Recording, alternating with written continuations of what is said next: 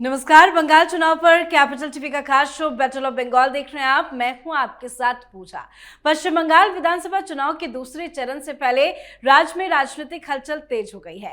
पहले चरण में भारी मतदान के बाद अब सभी पार्टियां सीमित समय में अपनी पूरी ताकत झोंक रही है। 29 अप्रैल को होने वाले मतदान से पहले 27 अप्रैल की शाम तक ही प्रचार की अनुमति है, जिसके चलते सड़कों से लेकर सभाओं तक चुनावी माहौल चरम पर पहुंच गया है। जबरदस्त प्रचार बंगाल में हो रहा है। इस बीच चुनाव आयोग भी पूरी सख्ती के साथ स्थिति पर नजर बनाए हुए है। डायमंड हार्बर में निष्पक्षता बनाए रखने में विफल रहने और गंभीर कदाचार के आरोपों के चलते चुनाव आयोग ने एक आईपीएस अधिकारी समेत 5 पुलिस अधिकारियों को निलंबित करने का आदेश दे दिया है। इसके साथ ही दूसरे चरण के मतदान से पहले 11 अतिरिक्त ऑब्जर्वर्स की नियुक्ति भी की गई है, जिससे चुनाव प्रक्रिया को अधिक पारदर्शी बनाया जा सके।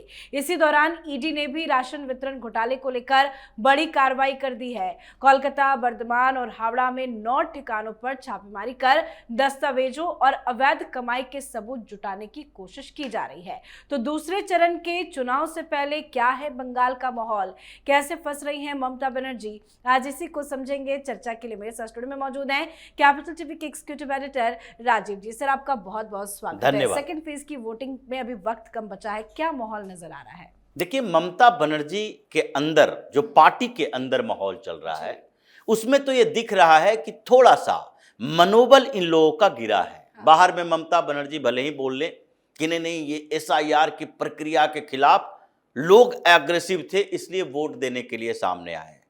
लोग एग्रेसिव थे किस बात के लिए? ममता बनर्जी के खिलाफ या भारतीय जनता पार्टी के खिलाफ या चुनाव आयोग के खिलाफ? क्या लोगों को यह लगता है कि चुनाव आयोग गलत काम कर रही है? क्योंकि अब पश्चिम बंगाल में जो चुनाव हुए प्रथम चरण के, उसका असर दूसरे में भी पड़ेगा। प्रथम चरण के चुनाव के बाद जो माहौल बने हैं पश्चिम बंगाल में, उसमें यह तो दिख रहा है कि लोगों का भरोसा चुनाव आयोग पर बढ़ा है। जो लग रहा था कि ये पश्चिम बंगाल में चुनाव हो और हिंसा न हो, 700-800 लोग घायल न हो, कुछ जगह पर मर्डर नहीं हो, बम नहीं फोड़े जाएं, तो पश्चिम बंगाल का चुनाव नहीं हो सकता। तो ये पूरे माहौल को बदला है। चुनाव आयोग ने अपनी विश्वसनीयता बरकरार रखी कि हम जिस अंदाज में यहां तैयारी कर रहे थे, जो लोगों को आश्वासन दे रहे थे और जो टीएमसी के डेलीगेशन के साथ इन्होंने कहा था, चुनाव आयोग ने कहा, जब ये टीएमसी का डेलीगेशन मिलने के लिए गया था तो चुनाव आयोग ने यही 4 शब्द बोले थे कि हमारा काम है भयमुक्त चुनाव करवाना, हमारा काम है फ्री एंड फेयर इलेक्शन करवाना, हम स्वतंत्र निष्पक्ष चुनाव करवाएंगे और इसके लिए अगर हमें टीएमसी के गुंडों को पकड़ना पड़े तब भी पकड़ेंगे, अगर बाइक रैली कैंसिल करनी पड़े तब भी करेंगे, लोगों को घरों में सीमित रखना पड़े तब भी करेंगे, कितने भी अधिकारियों को सस्पेंड करना पड़े तब भी करेंगे, और जितने भी सेंट्रल फोर्स के जवानों को नियुक्त करना पड़े तभी भी वो ऐसे ही चुनाव होगा।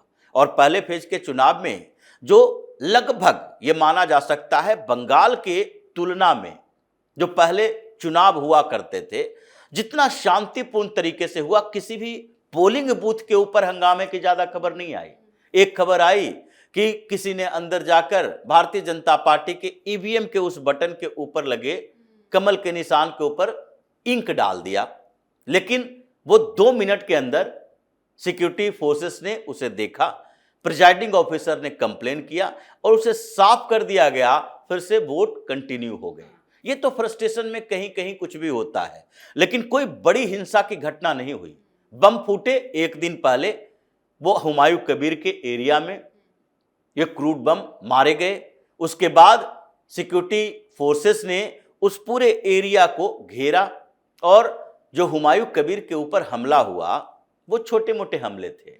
ऐसी स्थितियां अगर नहीं रहती तो हुमायूं कबीर को निपटा दिया जाता, जो ममता बनर्जी लगातार लंबे समय से चुनाव में करती रही है। इनके विरोधी सामान्य तरीके से खुलेआम नहीं घूम सकते, वहां तो बड़े जांच एजेंसियों के अधिकारी खुलेआम नहीं घूम सकते, उनके विरोधी कैसे घूमेंगे? तो जो अभी तरीके हैं उसमें ये तो है तय कि पहले फेज में जो चुनाव हुआ, चुनाव आयोग की विश्वसनीयता बढ़ी है और ममता बनर्जी चुनाव आयोग को विलेन बता रही है। तो लोगों के नजर में चुनाव आयोग हीरो बना या विलेन बना? लोगों के नजर में तो हीरो है, या तो सुप्रीम कोर्ट के चीफ जस्टिस कह रहे हैं कि चुनाव आयोग ने गजब काम किया है, इसके लिए सराहना करनी चाहिए। भारत रत्न की भी मांग की जा रही है ज्ञानेश कुमार को लेकर, और ये भारत रत्न की मांग की जा रही है, और यहां क्या कर रही है ममता बनर्जी? करिए नहीं, फिर से इंपीचमेंट मोशन लाएंगे, दोबारा लाएंगे। कांग्रेस के साथ मिल रही है कि जिस तरीके से महिला आरक्षण विधेयक पर हम एकजुट होकर किए, उसमें कहा जा रहा है कि हम लोकसभा में 200 सांसदों का सिग्नेचर करवाएंगे। ये ज्ञानेश कुमार को हटाने की प्रक्रिया, इंपीचमेंट मोशन लाना है। तो चुनाव आयोग की विश्वसनीयता बढ़ी, माहौल शांतिपूर्ण था, तो इसका मतलब भरोसा बढ़ा है लोगों का कि नहीं, अब ये ममता बनर्जी की सरकार हमें डरा नहीं सकती है।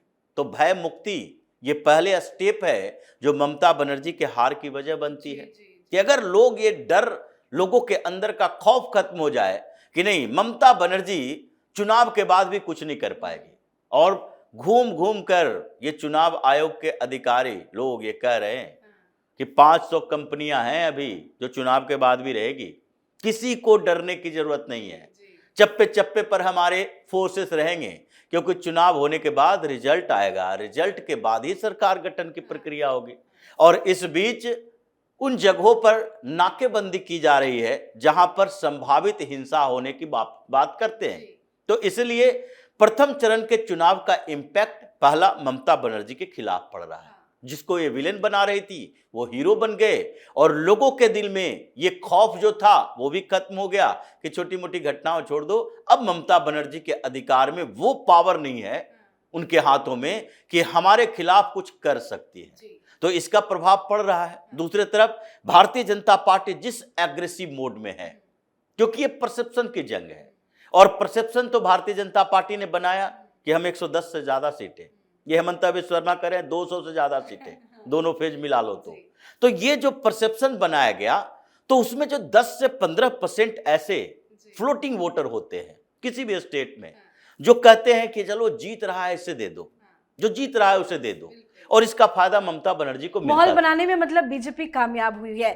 बिल्कुल। लेकिन सेकंड फेज की वोटिंग से पहले इस तरह की जो खबरें आ रही है कि और ज्यादा ऑब्जर्वर्स की नियुक्ति, इस बार सेकंड फेज को लेकर क्या चुनाव आयोग और ज्यादा सख्त नजर आएगा? हाँ बिल्कुल सख्त है।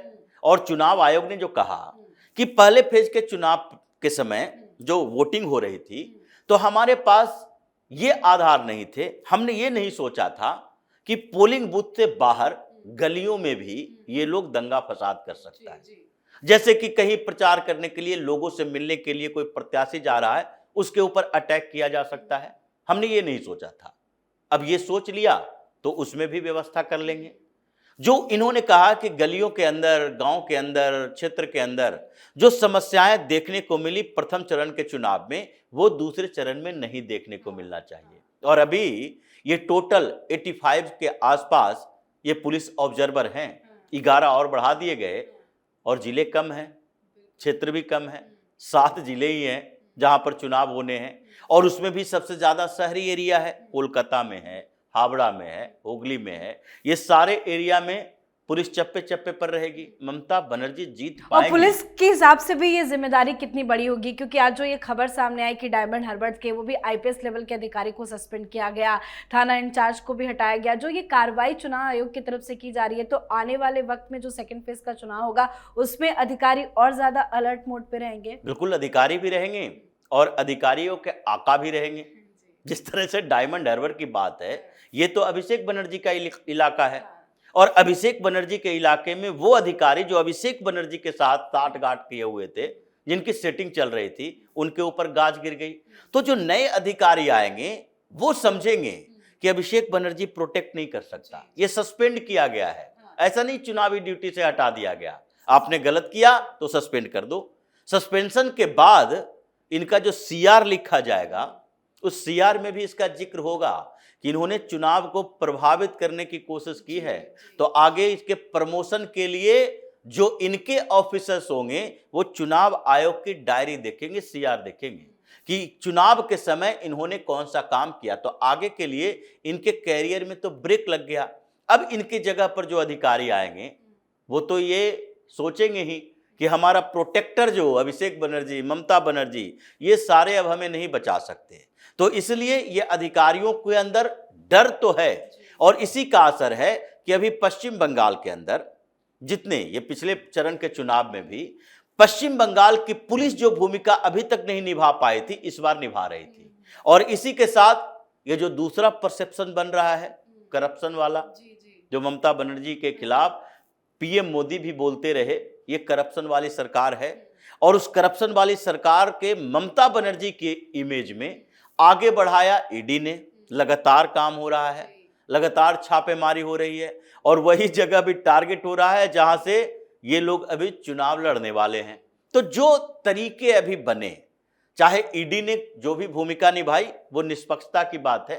अभी कोयले घोटाला की जांच चल रही थी, राशन घोटाला की जांच चल रही थी, शिक्षक भर्ती घोटाला की जांच कर रही थी, और इस बीच ममता बनर्जी को लग रहा है कि नहीं नहीं ईडी जानबूझकर कर रही है। वो तो कंटिन्यूअस प्रोसेस है, और वो पहले भी होता था, खबरें कम आती थी।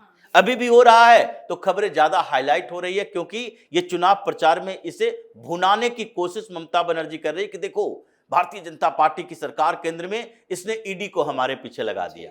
तो जो ये परसेप्शन बने, जो तरीके डेवलप हुए, जो प्रचार तंत्र भारतीय जनता पार्टी ने इस बार खड़ा किया, और जो चुनाव आयोग ने इस पूरे चुनाव के दौरान भूमिका निभाई है सिक्योरिटी वाली, इससे तो लगता है कि दूसरे चरण के चुनाव में ममता बनर्जी पिछली बार जिस तरीके से खेला कर गई थी इस बार नहीं कर पाएंगी, और दूसरे चरण के चुनाव में भारतीय जनता पार्टी पहले चरण के चुनाव से बेहतर प्रदर्शन करेगी, जो कॉन्फिडेंस दिख रहा है, और जो इन लोगों ने चुनावी मैनेजमेंट किया है। कोलकाता के बार रूम में यही चर्चा चल रही है कि देखो भाई, ये शहरी इलाके हर जगह पर, भारत के कोने कोने में देखो, भारतीय जनता पार्टी हर जगह पर, पंजाब तक में जहां इसका बड़ा आधार नहीं है, जितने भी शहरी इलाके हैं, चाहे लुधियाना हो, जालंधर हो, अमृतसर हो, हर जगह पर भारतीय जनता पार्टी बेहतर प्रदर्शन करती है। यहां तक कि दिल्ली, मुंबई, हर जगह पर जितने स्टेट है वहां के कैपिटल में, मेन शहरों में Bharatiya Janata party municipal corporation में अच्छा प्रदर्शन करती है। ये पश्चिम बंगाल में आते आते ये शहरी इलाकों में हम कैसे चूक जाते हैं। अब उसी की व्यवस्था हो रही थी कि नहीं, इस बार ये कोलकाता, हावड़ा, हुगली सबको जीतना है, और जो इलेक्शन मैनेजमेंट हुआ है, लगता तो है कि इस बार ये ममता बनर्जी कुर्सी नहीं बचा पाएंगी। बेहतर प्रदर्शन भाजपा का होगा, और उस बेहतर प्रदर्शन में रिकॉर्ड कहां तक बन सके, या फिर किस जगह पर कहां पर आकर सुई अटके, ये तो 4 तारीख को पता चले। जी बिल्कुल, बहुत बहुत धन्यवाद सर समझाने धन्यवाद। के लिए। तो पहले चरण में बम्पर वोटिंग के बाद अब दूसरे चरण के लिए तेजी से रणनीतियां बदली जा रही है। टीएमसी हो या बीजेपी, दोनों ही दल कम समय में ज्यादा से ज्यादा प्रभाव छोड़ने की कोशिश में जुटे हुए हैं। रैलियां, रोड शो और जनसभाओं की रफ्तार इतनी तेज हो गई है कि हर दिन राजनीतिक समीकरण बदलते नजर आ रहे हैं। साथ ही ईडी की सख्ती, ईडी की रेड और चुनाव आयोग की कार्रवाई ममता का खेल बिगाड़ रही है। तो आप भी अपनी राय बंगाल चुनाव पर कमेंट करके लिखिएगा। देखते रहिए कैपिटल टीवी। नमस्कार।